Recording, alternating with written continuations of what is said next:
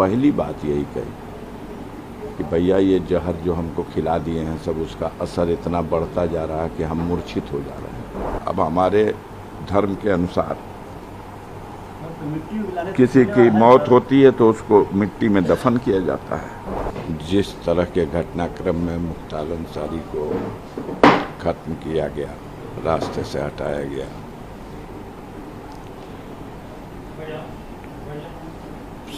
समय आएगा तो आप देखिएगा पूरी तरह से हमारे पास पुख्ता सबूत है कि उनको जहर दे करके मारा गया है। और एक दुर्दांत अपराधी को बचाने के लिए पूरी सरकार और उसकी मशीनरी इतना बड़ा षड्यंत्र कर सकती है, शर्म ही नहीं है। सब कुछ पटल पर है।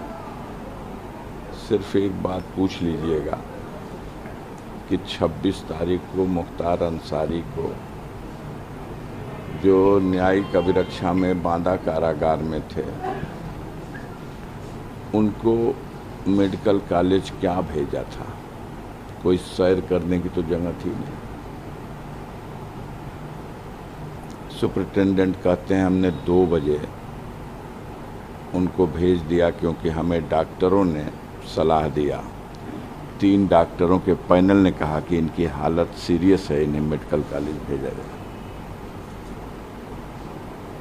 मेडिकल कॉलेज में उनको 3 बजे 3:30 बजे वहाँ एडमिट किया गया।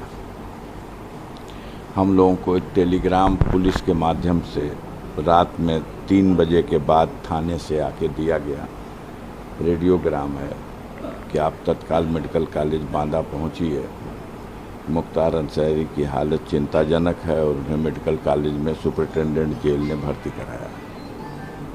हम लोग गए वहाँ, वो जेल में हॉस्पिटल में भर्ती थे। उनसे मिलने का बहुत मुश्किल के बाद 5 मिनट का मौका दिया गया और 5 मिनट की मुलाकात में पहली बात उन्होंने कही, उन्होंने पहले से भी मालूम था और उस दिन भी पहली बात यही कही कि भैया ये जहर जो हमको खिला दिए हैं सब, उसका असर इतना बढ़ता जा रहा है कि हम मूर्छित हो जा रहे हैं। और मुझे बहुत बेचैनी है, मेरा पेट में इतनी गैस बन रही है और शरीर की शक्ति खत्म हो गई है, दर्द बहुत है। आज रात में मैं बहुत देर तक, हमें याद नहीं है, बेहोश हो गया था। ये लोग उसी अवस्था में मुझे हॉस्पिटल शिफ्ट कर दिए। यहाँ आने के बाद जब ट्रीटमेंट शुरू हुआ, ऑक्सीजन लगी और ये सब, तो मैं होश में आया। हमने डॉक्टर से पूछा कि कैसे, कौन इलाज कर रहा है, तो 2 लोग तो वो मेरे सामने लाए गए जो फार्मासिस्ट थे, और एक डॉक्टर जो आए उन्होंने बताया कि मैं सर्जन हूँ, हार्निया का सर्जन। उन्होंने कहा मुख्तार अंसारी के केस में क्या है? कह देखिए, मैं एक सर्जन हूँ और सर्जन की हैसियत से मैं ये कह रहा हूँ कि इनका कोई सर्जरी का केस नहीं है। तो उसने अपनी बात ढकी अंदाज में कह दिया। मैंने कहा प्रिंसिपल साहब से बात करा दीजिए, मुलाकात करा दीजिए। बताया गया 10 मिनट बाद प्रिंसिपल साहब मिल लेंगे। 10 मिनट बाद कह दिया गया प्रिंसिपल साहब, मेडिकल कॉलेज के प्रिंसिपल, मिलेंगे नहीं, फ़ोन पे बात करेंगे। हमका फ़ोन पे बात करा दिए। 10 मिनट बाद फिर कह दिया गया कि नहीं, फ़ोन पे भी बात नहीं कर सकते। तो हमने कहा कि तो ठीक है, टेलीफोन नंबर उनका दे दीजिए। बताया गया कि नहीं, वर्जित है, यहाँ किसी का टेलीफोन नंबर कहीं किसी को नहीं दिया सकता। हमने कहा मेडिकल ऑफिसर है, मैं एक रिस्पॉन्सिबल पर्सन हूँ। हम लोगों को डायरी में लिख करके सूचना आयोग पूरे प्रदेश और देश भर के सारे अधिकारियों का नंबर खुद ही छप के देता है, और ये कौन सी गोपनीय चीज़ है कि वो अपना नंबर नहीं दे सकते। हम अगर चले जाए, मुलाकात का समय पूरा हो गया, तो हम बाद में ही उनसे पूछ लेंगे कि खैरियत क्या है मेरे भाई की। तो उन्होंने कहा सर नंबर नहीं दे सकते, हम लोगों को प्रतिबंधित किया गया। फिर हमने कहा कि एक रिक्वेस्ट मेरी है कि अगर आपके काबू करना हो तो समय रहते इसको कहीं रिफ़र कर दीजिएगा जहां इसका इलाज हो जाए। तो उन्होंने कहा कि हम उम्मीद करते हैं कि 3-4 दिन में हम इनको नियंत्रण में कर लेंगे, मतलब इनकी जो अस्वस्थता है उसको हम काबू में कर लेंगे। हमने कहा ठीक है डॉक्टर साहब, आप कर लीजिए, हम संतुष्ट हैं, लेकिन अगर आपको आभास हो कि अब मेरे हाथ से निकल रहा तो समय रहते हुए कहीं रिफ़र करिएगा। ऐसा ना हो कि आप ऐसे समय रेफ़र करें कि कहीं कोई जाके भी कुछ न लाभ मिले। तो उन्होंने कहा कि ठीक है, हम आपकी बात समझ गए। मैं मिल के वहाँ से आ रहा हूँ और 2 घंटे के अंदर उस डॉक्टर से लिखवाया गया कि ये मरीज फिट है। जांच के नाम पर एक्सरे और अल्ट्रासाउंड, न लीवर का टेस्ट हुआ, न आमाशय का टेस्ट हुआ। जहर कहाँ लक्षण मिलेगा? 2 ही जगह है, कोई टेस्ट नहीं। और न टेस्ट किया कोई बात नहीं। एक मरीज आ रहा, उसको आईसीयू में रखते हैं आप, उसको किसी उंगली में ऑक्सीजन लगा है, किसी में नाक में वो, और कहाँ उसी दिन 11 घंटे के बाद वो बिल्कुल फिट है और उसी जेल में वापस गया है। तो न वो अपने पलंग पर बैठ सकता था और न पैरों पे खड़ा हो सकता था। उसको व्हील चेयर में डाल के डंगरा के चढ़ा दिए सब भेज दिए। और ये जो 24 घंटा वहाँ रहे, फिर उन लोगों ने मीडिया को ब्रीफ किया, सूचना आयोग के लोगों ने, कि मुख्तार बिल्कुल फिट हैं, सारे जांच से वो कोई कमी नहीं, किसी चालाकी से इस तरह का एक कोई ड्रामा रचा गया था उनके बीमार होने का।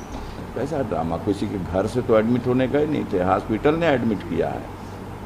और अगर वो ड्रामा था तो 24 घंटे बाद जो कुछ हो गया, ये क्या था? उसके ट्रीटमेंट का कुछ जो लाभ मिला, उन लोगों को शॉक हुआ कि ये तो बच गया है। हम लोग तो लास्ट स्टेज समझ के भेजे थे, तो बच गया, इसको फिर ले जाए, फिर ले जाके इतना लॉस कर दिया। जो घटना हुई है उसी दिन 3:30 बजे उसने, लगभग 3:30, 2-4-5 मिनट आगे, उसने अपनी बहू से फ़ोन पे बात की है और अपने बेटे से भी बात की। आप उसकी आवाज़ देख लीजिए क्या है। ये नाटक है। और उसी आवाज़ में वो कह भी रहा है कि मेरी बॉडी मेरा साथ छोड़ रही है बेटा, मैं बैठने उठने लायक भी नहीं रह गया, मुझे बेहोशी आ जा रही है। कुछ देर बेहोश हो जाता था, फिर होश में आता था। और उसको नाटक माना जा रहा है। जब वो मुंह से खून फेंक दे रहा और मर जा रहा, तो उसको आप ले जा करके हॉस्पिटल में नाटक करके फोर्स चारों तरफ लगा के और कि इलाज हम कर रहे हैं, और उसको घोषित करा रहे हैं कि हार्ट अटैक हो गया।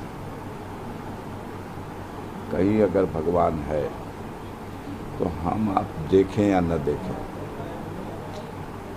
वो तो देख रहा है कि कितनी निर्दय होकर के इन लोगों ने उस व्यक्ति को, वो हट्टा खट्टा गुड पर्सनालिटी का आदमी है, मुझसे 10 साल छोटा है, मैं उसका 10 साल बड़ा हूँ, मेरे सामने।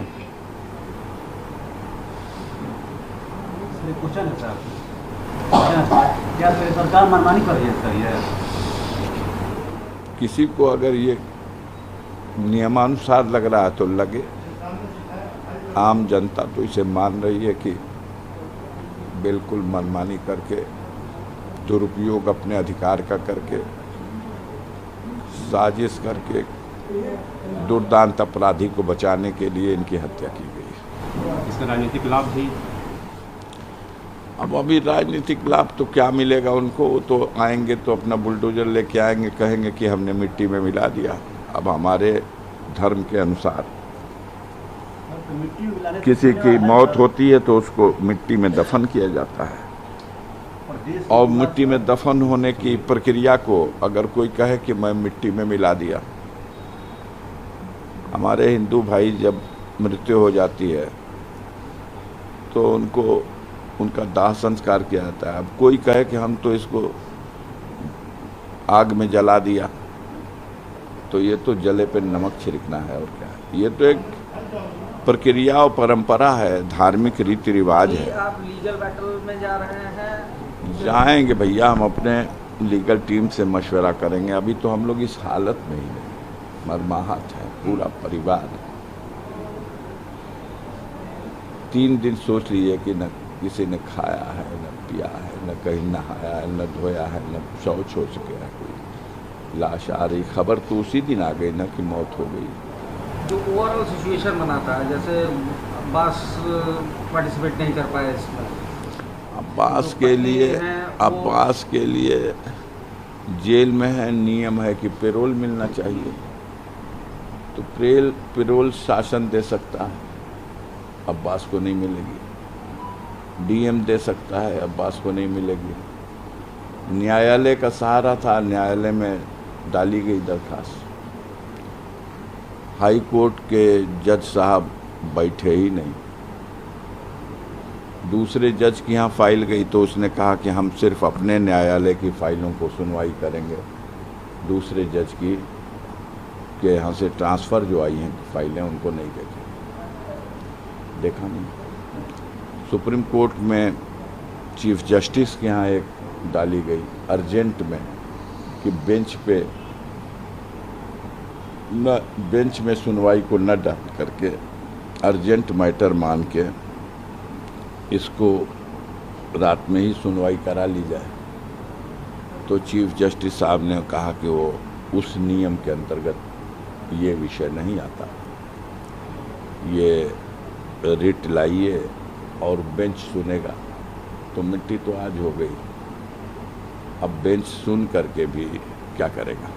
अच्छा, ये जो परिस्थितियाँ बनी कि मतलब पत्नी भी नहीं आखिरी बार देख पाई, नहीं देख पाई। मुख्तार की बहू वो आई है अब्बास की पत्नी। अफशां के विरुद्ध पहले ही से वारंट है और वो इनाम भी घोषित कर दिया गया है। ऐसी परिस्थिति बनाई जा सकती है, ये भगवान न करे कि कभी किसी दुश्मन के ऊपर भी आए कि उसका सुहाग उजड़ जाए और वो अपने सुहाग का दर्शन भी न कर सके, किसी के ऊपर न आए। लेकिन हुआ ऐसा, क्योंकि अब वो जहाँ कहीं भी होगी हमारे धार्मिक रीति के हिसाब से अब 4 महीने की तो इद्दत बढ़ाएगी, उसके बाद हो सकता